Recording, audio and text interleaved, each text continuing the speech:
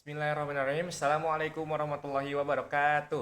Waalaikumsalam warahmatullahi wabarakatuh. Halo teman-teman semuanya, kembali lagi kita di sini di TWO Talk with OSIS. Saya di sini sebagai moderator, izinkan perkenalkan diri. Nama saya Muhammad Zahran Deniawan dari Menteri Kementerian Pengembangan Sumber Daya Manusia. Dan di sebelah saya ada tentunya gestar yang sangat luar biasa. Boleh perkenalkan diri, Kak? Assalamualaikum warahmatullahi wabarakatuh. Perkenalkan saya Dera Karunia Pratama, alumni SMA Mutakin angkatan 5. Oh, ya. Apalagi ya? Kayak gitu aja deh perkenalan saya ya. Yeah. Kita nanti lanjut aja ngobrolnya. Oke, teman-teman. Di sini saya mau lanjut baca CV nih, Kak. Boleh, Kak? Bang. Oke. Jadi di sini izinkan teman-teman saya akan membacakan CV dari Kakak yang di sebelah ini. Saya ini Kakak Dera.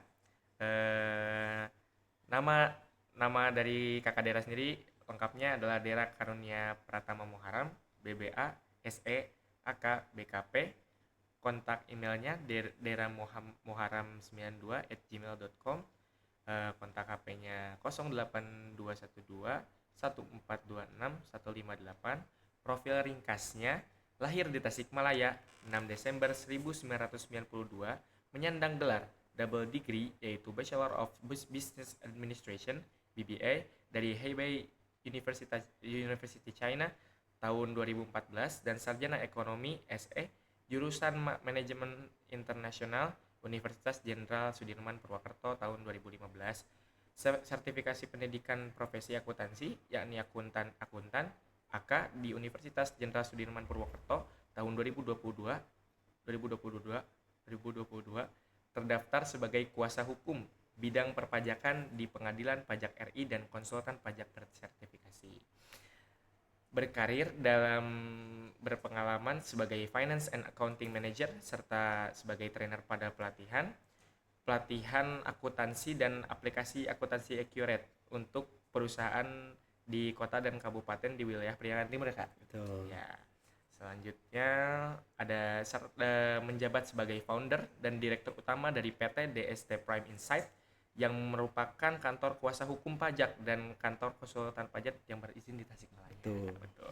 Selanjutnya ada pendidikan juga S1 Bachelor of Business Administration Hebei University China, terus juga S1 Manajemen Internasional Universitas Jenderal Sudirman, pendidikan profesi akuntansi Universitas Jenderal Sudirman. Terus selanjutnya ada pengalaman profesional juga, Kak. Ada manajer dari Nadine Minimarket. Ya. Finance and Accounting Manager BGS Distribution Tasikmalaya. Accounting Manager Ahsan Solution Certified Tax Consultant. Founder dan Managing Director PT DST Prime Insight Authorized Tax Representative and Certified Tax Consultant. Dan selanjutnya yang terakhir, topik yang dikuasai dari Kakak Dera ini perpajakan, akuntansi praktis, manajemen keuangan, serta edukasi sertifikasi akuntan gitu, Kak. Nah, betul ya, Kak? Betul. Okay. Ya. Terus gini, Kak. Kita di sini program Talk with OSIS dengan Kakak Dera sendiri mengangkat tema yaitu dari SMA ke dunia kerja, skill apa yang benar-benar kepake gitu, Kak. Sebelum kita masuk ke dalam pertanyaan-pertanyaannya, boleh nih, Kak, diceritain masa-masa SMA di Al Mutakin gitu waktu masa kakaknya sendiri. Kalau masa saya zaman SMA dulu sih Ya. kebetulan belum sebesar sekarang ya SMA Mutakin. Dulu kan saya masih angkatan 5. Kalau sekarang tidak salah angkatan 23 ya? 23 ya, angkatan 23 sekarang itu kan udah jauh ya. Lumayan jauh gitu ya. Dulu angkatan saya siswanya sedikit. Dulu tuh kan berarti yang bareng sama saya tuh angkatan 3, 4, 5 saya baru masuk tuh kan ya, angkatan 5. Nah itu angkatan mulai besar itu angkatan saya 70 orang. Sebelumnya masih sedikit dulu. Ya. Bahkan angkatan 3 kalau nggak salah cuma 13 orang waktu itu. Oh iya, Kak. Angkatan 3 kalau belasan lah, saya lupa berapanya gitu ya. Angkatan 5 40 orang, terus angkatan saya 70 orang. Sejujurnya sih kalau bercerita pengalaman di Al Mutakin itu salah satu yang memorable banget di saya. Betul. Kenapa? Karena kalau nggak saya nggak masuk ke Almutakin dulu, saya belum belum tentu bisa seperti ini. Kenapa? Kalau dilihat dari awal gitu ya, SD, SMP itu kan saya negeri waktu itu. Ya. Belum nggak masuk ke SD SMP Almutakin waktu itu ya. Saya tuh dulu negeri. Kalau di negeri kan tidak diperhatikan seperti di Almutakin ya. Dulu tuh jujur aja, waktu SMP tuh secara akademik tuh jelek banget. Jelek banget dalam artian sampai saya ingat kelas berapa ya? Mungkin kelas 2 SMP ya. Kelas 2 SMP tuh inget tuh ranking tuh 4 paling belakang. 4 paling belakang ya. Bukan 4 paling depan ya, 4 paling belakang gitu ya. Nah, bahkan ya banyak momen-momen yang seharusnya hal-hal yang mudah dulu SMP tuh terasa sulit. Terus kemudian dilalahnya sama orang tua dimasukkan ke Almutakin. Disitulah mulai gitu kan ya, mulai karena mungkin menemukan tempat nyaman ya, Betul. tempat nyaman untuk mengupdate diri, untuk belajar dan sebagainya itu, sehingga potensi-potensi yang tadinya tidak kelihatan mulai tergali sampai ya akhirnya bisa gitu sampai sekarang seperti ini. Makanya kalau ditanya Almutakin itu seperti apa di kehidupan saya, ya sangat berjasa di kehidupan saya gitu ya, kayak gitu mungkin sedikitnya ya. Iya. Alhamdulillah teman-teman tadi udah dengar langsung dari Kak Dera sendiri apa peran besar Almutakin terhadap perjalanan karir juga ya. Terus Kak, gimana, ada yang mau lagi disampaikan tentang Almut ini? Dulu mungkin ada yang tragedi di memorable gitu kali ya? Memorable, banyak. Memorable. Sempet dulu apa ya, bisa diceritain apa enggak ya? Boleh deh, boleh aja. Karena dulu itu apa ya, sempet tuh dulu kan, kalau sekarang kan Mr. Zen masih ada ya. Iya, betul. Mr. Zen dulu bahasa Inggris ya. Dulu tuh ada Mr. Benz, Pak Benny ya, Pak Benny, terus kemudian ada Miss Nelly. Dulu itu inget tuh kelas 2 kan dulu tuh kebagi 3 kelas ya. Oh, iya. IPA-nya 2, IPS-nya 1 gitu kan. Saya masuk IPS tuh waktu itu. Nah, pas kelas 2 ada kasus apa gitu sama Mr. saya lupa kasusnya, saya lupa apa gitu ya. Kasusnya apa, sampai Mr. Ben tuh gak mau ngajar selama 1 tahun di kelas kita gitu. Jadi yang ngajarnya tuh Miss Nelly-nya aja gitu. Mr. Ben-nya gak ngajar. Tapi ya itu mungkin ya cerita-ceritanya gitu. Tapi ya kesininya mah ya biasa aja. Sebenarnya secara personal biasa aja, Mr. Ben baik gitu kan ya. Cuma waktu itu nggak mau ngajar di kelas kita, ngambek Mr. Ben sih. Itu salah satu cerita kayak gitu. Yang memorable ya kayak. Memorable kayak gitu. Oke. Terus setelahnya Kak, Kakak ada cerita dari perjalanan karir setelah menempuh pendidikan di SMA Almutakin ini, di dunia karir tuh berpengaruh apa aja gitu? Sebetulnya gini ya, Almutakin itu yang saya rasakan gitu ya, tidak hanya tidak hanya memberikan pengajaran tapi juga mengarahkan. Yang saya rasakan itu ya. Nah, dulu itu kita tuh benar-benar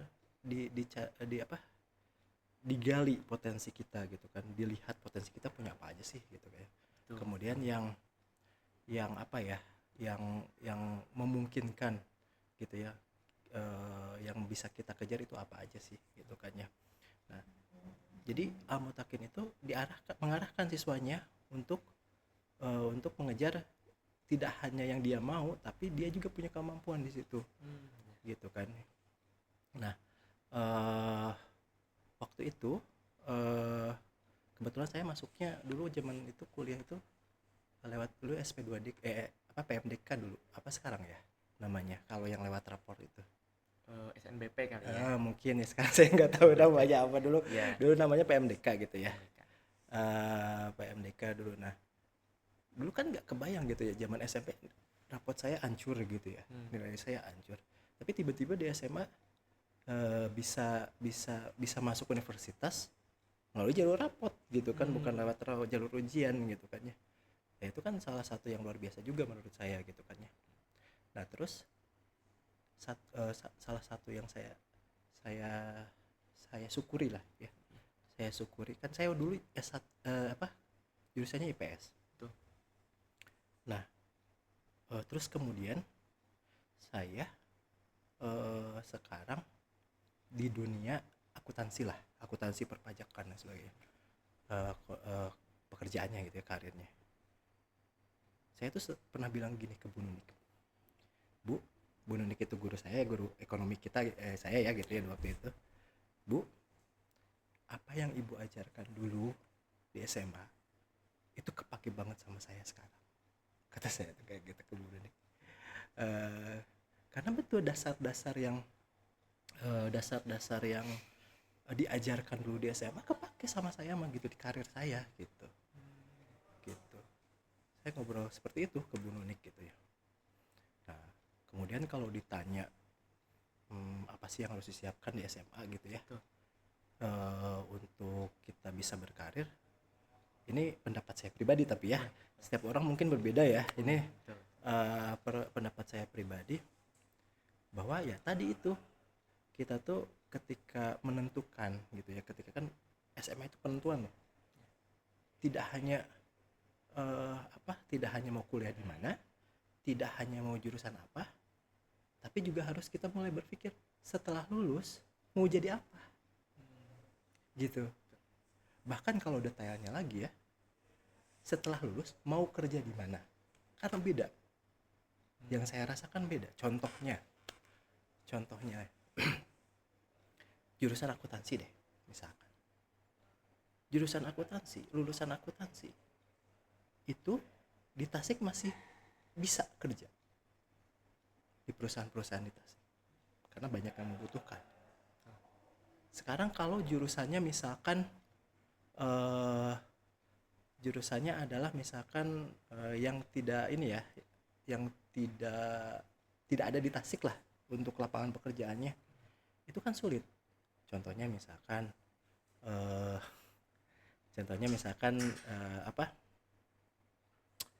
kebijakan publik dan sebagainya kan, itu harus yang spesifik ya nanti, dan kemungkinan kotanya pun spesifik kayak di Jakarta kayak gitu.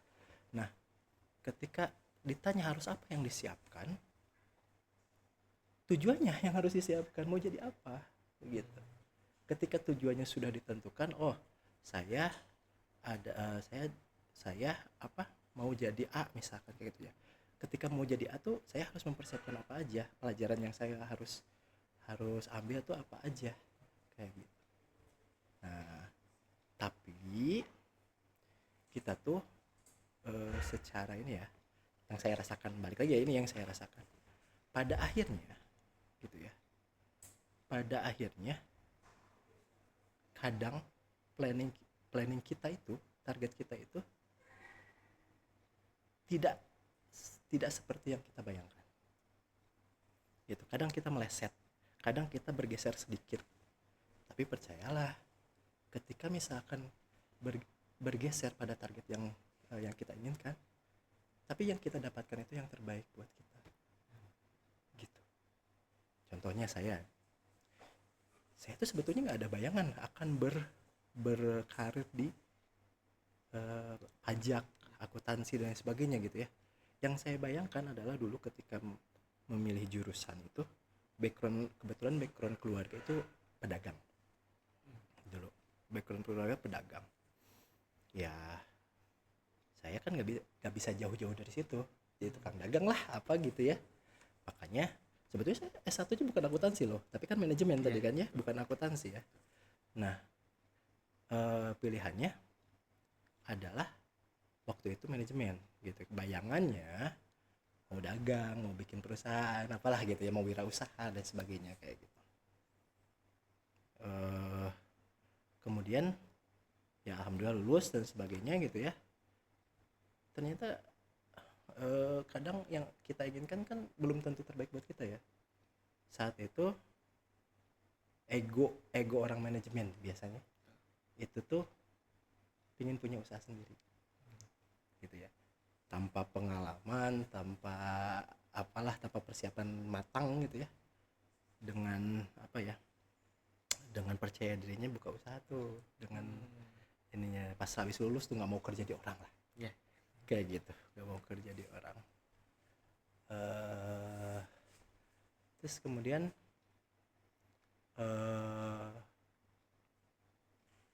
tapi dilalahnya ya karena tadi pengalamannya kurang gitu ya, persiapannya kurang, fail lah usaha itu gitu kan, fail usaha itu. Kemudian mau nggak mau harus kerja di orang lain gitu, harus mulai membuka diri kerja di orang. Dari situ kan bertahap meningkat gitu kan ya. Nah kebetulan dulu di perusahaan yang sebelumnya itu ngurusin pajak juga, terus akhirnya ketemu sama, berkenalan sama konsultan pajak, ngobrol banyak lah sama beliau. Terus beliau juga punya kebutuhan orang akunting gitulah ya, kayak gitu ya. Akhirnya bergabung lah setelah beberapa perusahaan gitu ya tadi ya, bergabung ke konsultan pajak itu gitu ya. Nah itu juga di luar dugaan, dalam artian saya masuk nih ke konsultan pajak, enak, jujur aja enak dalam artian digaji dan lain sebagainya gitu ya. Bukan ketika berbicara tanggung jawab kan masih ada atasan dan lain sebagainya gitu ya, masih ada konsultannya kayak gitu. Tapi dilalahnya gitu ya, takdir Allah gitu ya, si konsultannya itu sakit, terus beliau tidak bisa melanjutkan perusahaannya gitu ya. Saat itu saya udah nyaman gitu ya, nyaman, jabatannya udah setingkat manajer lah di situ ya. Gitu. Perusahaannya bubar waktu itu. Kita bingung gitu, saya mau punya anak tuh waktu itu, sih lagi hamil tuh, jadi lagi hamil, perusahaan bubar, bingung mau ngapain gitu kan ya. Nah lah di situ dipaksa mungkin ya untuk bikin perusahaan sendiri di situ gitu ceritanya. Itu juga stres ya, karena tanggung jawab yang dulunya ada di atasan saya jatuh ke saya gitu kan saat itu. Itu setahun pertama itu gak bisa tidur, terus kalau tidur tuh kebangun lagi kayak gitu ya, maksudnya kebangun tuh langsung pikiran kerjaan. Tapi balik lagi, istri saya waktu itu ngobrol kayak gini, kan itu saya udah stres banget itu. Kata istri saya tuh, bukannya ini yang mau, katanya. Maksudnya gimana, kata saya tuh, kan dulu pingin punya usaha sendiri, katanya kayak gitu. Iya kan, nih sama Allah Subhanahu wa Ta'ala dikasih nih kesempatan gitu kan. Nah disitulah mulai berjalan, alhamdulillah sampai sekarang kayak gitu ya. Intinya sih mungkin ya, kita harus menentukan tujuan itu, tapi bukan patokan utama gitu. Kadang kita melenceng dikit atau misalkan melenceng jauh juga nggak apa-apa gitu kan. Tapi pada saat itu yang kita dapatkan itu yang terbaik. Gitu ceritanya. Hebat banget ya teman-teman dengar cerita pengalaman karir, terus juga tadi pengalaman di masa SMA Kak Dera, pastinya memorable di hatinya Kak Dera juga. Terus jadi insya Allah bakal jadi motivasi juga untuk anak-anak di usia kita juga ya. Amin. Ya, selanjutnya langsung aja ke pertanyaannya. Boleh. Di sini ada beberapa pertanyaan Kak. Pertanyaan pertama, mungkin menyangkut yang tadi juga sama, pas lulus SMA, ekspektasi versus realita di dunia kerja, apakah sangat jauh berbeda dengan apa yang ada di pikiran kita? Jauh, karena apa yang kita pelajari itu kadang tidak bisa langsung kita implementasikan di dunia nyata gitu. Kadang kita harus belajar lagi. Saya tuh belajar lagi dari nol di dunia kerja itu gitu ya. Karena karena apa yang kita dapatkan itu di sekolahan, di kuliahan itu adalah pondasi, itu baru pondasi gitu ya. Nah tapi bukan berarti tidak penting, justru penting gitu, karena kan pondasi yang membuka pikiran kita gitu ya, membuka wawasan dan sebagainya. Ketika misalkan kita belajar lagi di dunia kerja, ketika punya pondasi yang bagus, itu lebih mudah kita untuk mempelajari hal-hal baru gitu kan, yang mengimplementasikan apa yang kita pelajari itu akan lebih mudah. Jadi kalau ditanya beda atau dengan ekspektasi atau enggak, pasti beda, pasti beda, jauh gitu ya teman-teman. Berarti ya memang jauh ya ekspektasi yang kita lihat di dunia di masa-masa SMA ini atau di masa-masa sekolah dengan realita nanti di dunia kerja itu sangat berbeda jauh gitu. Tapi tadi yang sudah Kakak Dera sampaikan, intinya kita harus rajin-rajin lah untuk mencari ilmu untuk pondasi ya kayak untuk pondasi nanti di dunia kerja agar kita istilahnya dapat basicnya gitu ya kayak. Betul. Soalnya bahasanya gini, kalau misalnya kita belajar basicnya aja bisa, itu juga belum tentu di dunia kerjanya bisa gitu ya kayak. Apalagi kita yang memang gua belajar basicnya nanti di dunia kerja juga bakal kerepotan banget teman-teman. Jadi gitu intinya teman-teman. Langsung aja Kak di pertanyaan kedua ya. Boleh. Di pertanyaan kedua kali ini Kak, pertanyaannya, skill apa yang ternyata wajib dan harus dilakukan di dunia kerja tapi jarang diajarin di sekolah Kak? Nah itu mungkin ya, karena juga kan banyak gitu apa yang pelajaran yang bisa didapat di luar kelas mungkin ya, yang nggak diajarin di sekolah, yang nggak diajarin di kelas, tapi itu jadi hal yang wajib gitu di dunia kerja tuh. Gimana Kak? Kemampuan kita adaptasi. Kemampuan Ya, kemampuan kita adaptasi itu kunci gitu ya, karena ketika kita beradaptasi kita bisa menyerap pengalaman, ilmu-ilmu yang ada di sekitar kita. Kadang kita nggak boleh kaku, gitu. Kadang gini, kalau saya ya yang menerapkan dalam kehidupan saya, kita punya arah, kita punya prinsip, tapi ketika caranya harus melenceng dikit gitu, misalkan ya harus muter dulu dikit nih gitu ya sebelum ke tujuan gitu ya, gak masalah, yang penting tujuannya masih sama. Kayak gitu intinya, kita harus bisa beradaptasi gitu. Kadang menuju A tuh ada yang dari A ke B langsung, ada yang harus muter dulu nih ke sini gitu kan. Kalau kita nggak bisa adaptasi kadang jadi stres gitu. Nah itu salah satu poin penting gitu. Adaptability gitu ya. Gitu. Tapi bukannya nggak diajarkan, sebetulnya diajarkan juga di SMA ya, adaptability, cuman ya itu juga harus diasah lah. Kayak gitu. Itu aja mungkin. Sebenarnya banyak ya yang tidak diajarkan di sini. Kayak kalau kemampuan komunikasi diajarkan lah ya, mutakin ya kemampuan komunikasi itu. Karena kan kadang kita kalau saya kan di bisnis ya, banyak ketemu orang gitu ya. Kadang saya tuh jujur aja, saya bukan orang ekstrovert gitu ya. Saya ya mungkin katakan introvert gitu ya, lebih senang menyendiri gitu ya daripada harus ketemu banyak orang. Makanya kalau habis ketemu banyak orang tuh baterainya habis lah kayak gitu ya. Kayak gitu. Nah, tapi kan saya harus beradaptasi dengan lingkungan saya gitu. Makanya ya udah, walaupun saya introvert ya saya harus bisa gitu. Nah, dan kemudian ketika harus berkomunikasi sama orang lain, karena kita harus bisa membaca maksud, membaca gestur, kayak gitu kan. Karena saya tadi ya, contohnya nih, misalkan saya kan berbicara pajak nih. Kadang kan pajak ada sengketa pajak nih di kantor pajak gitu ya. Kadang itu ketika berbicara sama orang pajak, kita harus membaca maksud orang pajak tuh kayak gimana sih gitu kan. Kayak gitu kan nggak diajari secara langsung lah di sekolah gitu. Cuman ya tadi ya, kuncinya sih adaptability dulu aja. Nanti setelah itu kita belajar menyerap semuanya dari lingkungan itu, insya Allah ya. Gitu.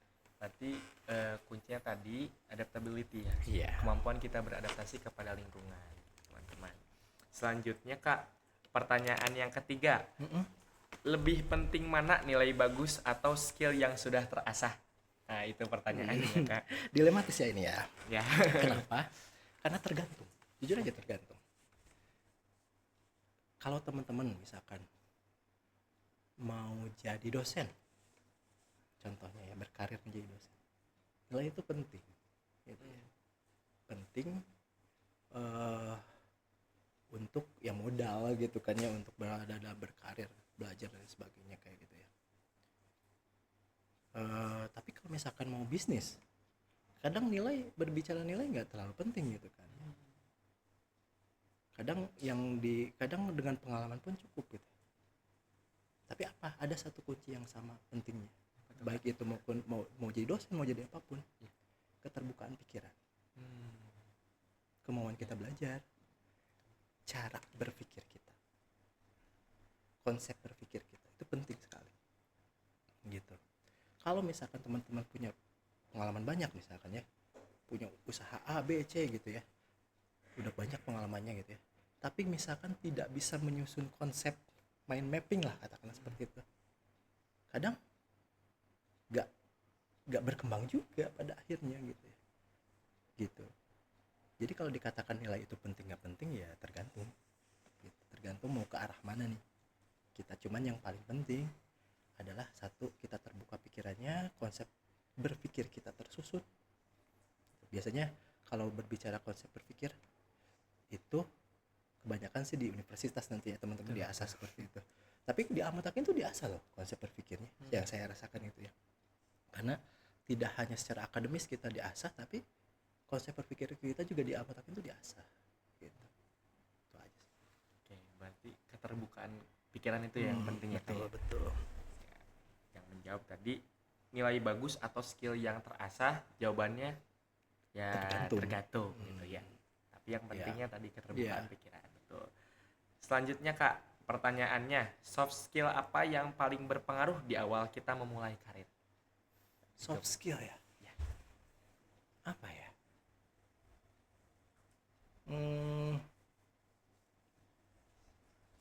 Kadang karena nggak tahu ya, leadership itu penting teman-teman. Leadership itu penting karena kadang kita kalau kita di suatu tim katakanlah seperti itu ya, dalam satu tim selalu penting, selalu membutuhkan seorang pemimpin gitu ya. Pemimpin itu yang mengarahkan kemana satu tim ini akan melangkah gitu kan ya. Nah kadang kalau tidak punya soft skill atau leadership itu, dia tidak bisa menentukan arah otomatis gitu ya.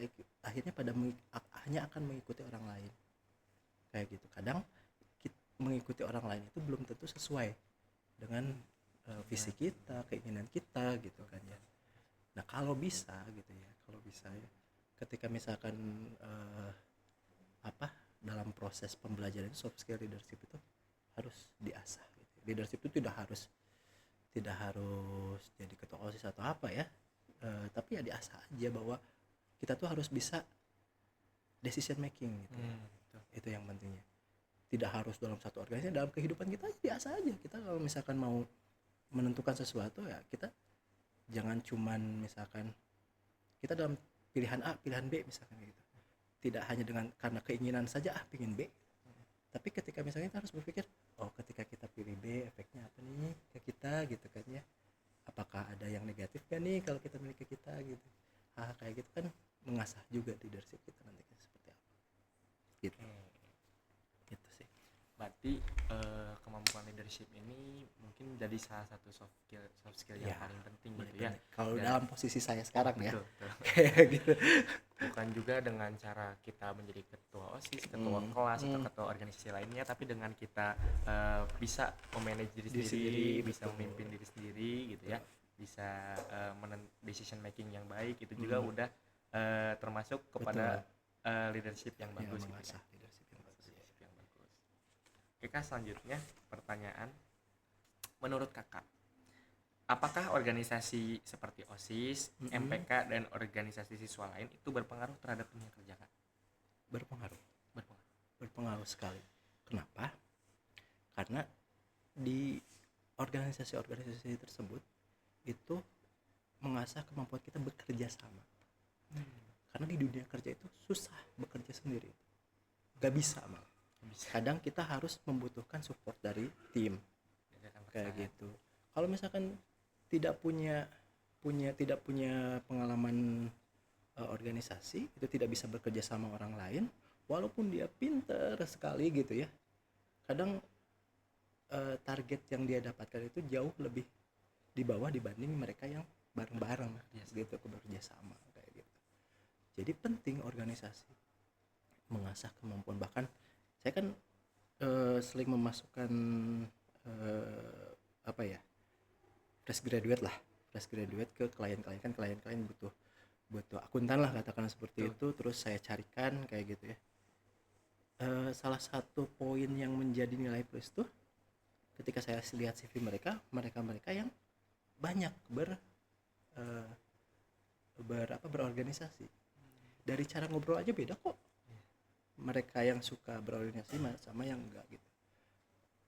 Karena mereka yang sering berorganisasi terbiasa berdiskusi. Ya. Ketika berdiskusi, seseorang yang sering berdiskusi, dia itu akan memiliki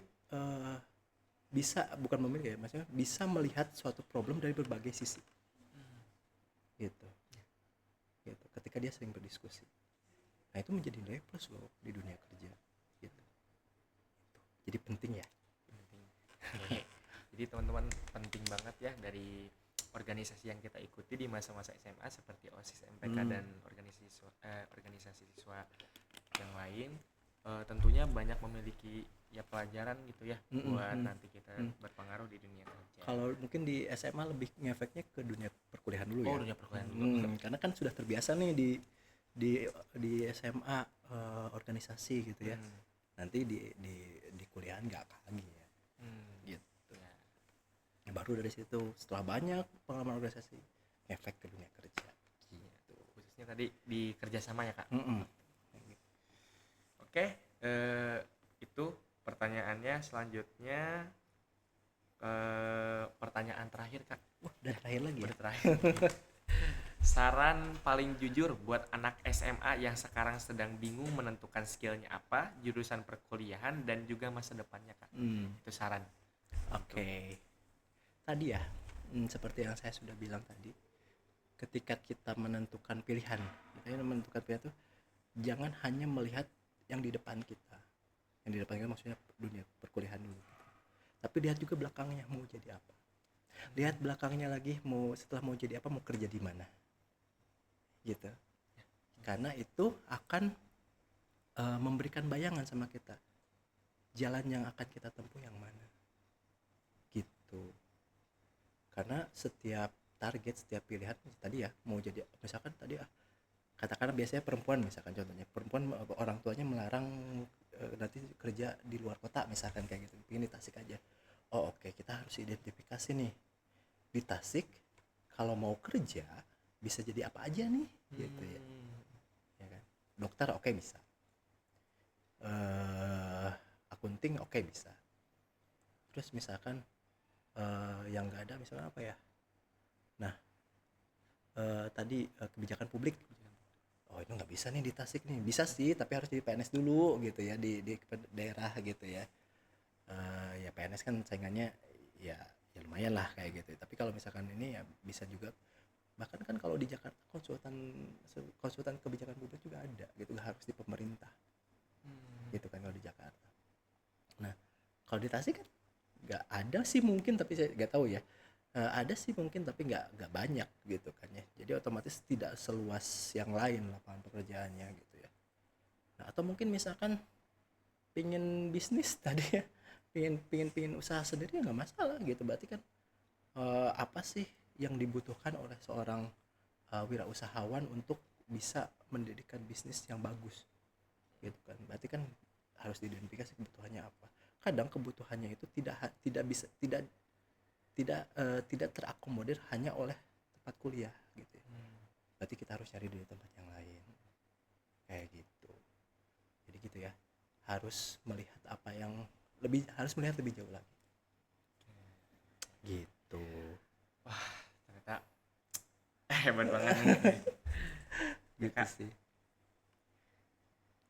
Ternyata tadi udah banyak ya Kak dari Hmm. pertanyaan-pertanyaan dari mulai ekspektasi dan realita nanti di dunia kerja tuh apakah sesuai gitu sampai yang terakhir tadi saran paling jujur gitu Kak. Eh, Mungkin dari saya boleh minta nasihat singkatnya aja deh buat anak-anak SMA seumuran saya gitu. Aduh, saya juga masih butuh nasihat, masa ngasih nasihat.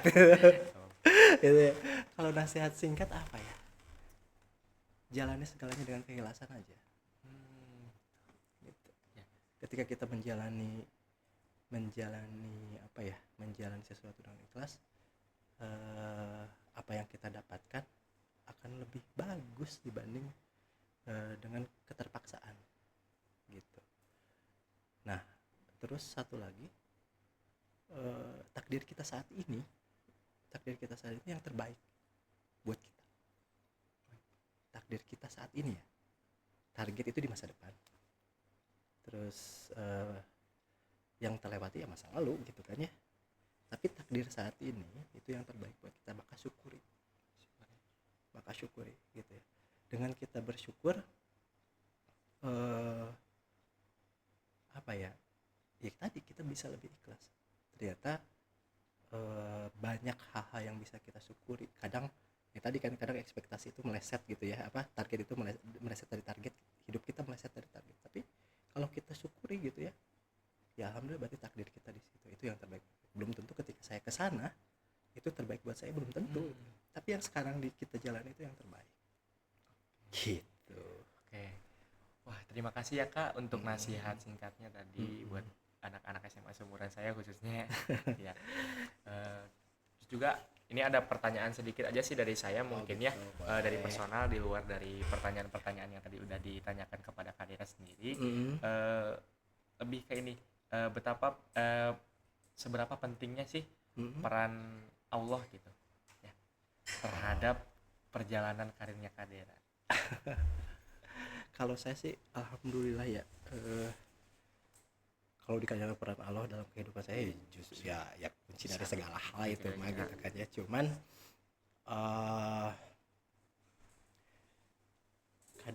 bukan kadang ya, saya tuh selalu berpikir tadi, selalu meyakini bahwa yang kita dapatkan adalah yang terbaik buat kita. Kita jangan kadang kita harus mengurangi nih, kalau bahasa Sunda, jangan apa, mengurangi mengandai-andai ya. Kadang apa ya, peran Allah itu ya yang mengarahkan saya di sini sekarang gitu. Yang menentukan takdir saya di sini sekarang gitu. Jadi selalu berhusnudon pada takdir Allah itu. Jadi ya peran mah, kalau berbicara peran mah ya segalanya gitu. Ibadah juga harus kencang ya Betul. Kak, selain usaha kita di dunia. Betul, harus balance lah setidaknya gitu. Kadang ya jujur aja ibadah saya juga nggak ini banget. Masih banyak yang lebih soleh dari saya gitu ya. Cuman ya setidaknya selalu meniatkan gitu ya, dalam setiap pekerjaan apa yang kita lakukan itu ya semata-mata hanya beribadah untuk Allah gitu. Itu aja gitu. Ya berarti tadi kalau misalnya ditanyanya peran seberapa besar Pak, Ya, besar banget besar segalanya. banget gitu segalanya gitu ya. Intinya ya kayak. Intinya itu. Mungkin teman-teman tadi kita udah dengar dari Kak Dera ya, dari mulai perjalanan karir, dari mulai masa-masa SMA tadi seperti apa, terus juga tadi pertanyaan-pertanyaan juga yang ada di sini. Tentunya Kak Dera ini sangat inspiratif gitu ya. Oh ya? Untuk saya sangat inspiratif banget gitu. Dari awalnya yang Kak Dera ceritakan dari SMP yang memang akademisnya kurang gitu ya, ketika masuk SMA Mutakin langsung nilainya tinggi. Enggak langsung tinggi, bertahap. Gitu. Tapi alhamdulillah ya Kak, sekarang udah sukses. Amin. Udah sukses. Ya. Juga teman-teman yang mau seperti Kak Dera gitu ya, boleh masuk ke SMA Mutakin gitu ya. Boleh. Harus diakui ya, SMA Mutakin memang salah satu yang terbaik di Tasik gitu ya. salah satu opsi terbaik di Tasik, yang memang kalau kalau dibandingkan gitu ya, yang memang bisa benar-benar mengarahkan si anak tuh mau seperti apa nantinya. Ya itu ya, ya itu banyak lah di masyarakat sudah jelas itu salah satu yang terbaik. Mangga silahkan mau daftar ke Altakin gitu. Ayo Gitu ya. Ya mungkin cukup sekian ya. Terima kasih Sama-sama. sebanyak-banyaknya dari kami untuk Kak Dera yang udah, semoga bermanfaat. amin yang udah hadir di kesempatan kita jadi narasumber di Talk with OSIS ya pada tahun kali ini. Iya. Oke, terima kasih banyak Kak Dera. Sama-sama. Mohon maaf Ya. jika banyak kekurangan Ya, dari saya aman. pribadi. Asik. Dadah teman-teman, sampai jumpa di TWO tahun berikutnya. Oke, makasih.